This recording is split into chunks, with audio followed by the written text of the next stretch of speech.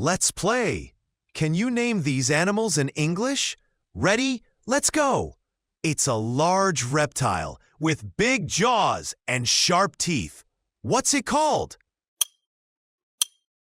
It's a crocodile. It's huge, heavy, and loves water. Any guesses? It's a hippopotamus. It hops and carries a baby in its pouch. What is it? It's a kangaroo. It's black and white and loves bamboo. What's its name? It's a panda. It howls at the moon and lives in packs. Any ideas? It's a wolf. It's clever, red, and has a bushy tail. What's it called?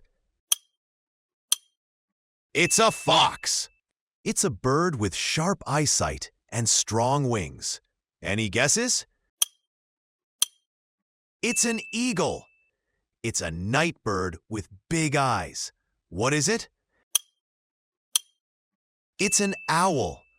It's colorful and can talk. What's its name? It's a parrot.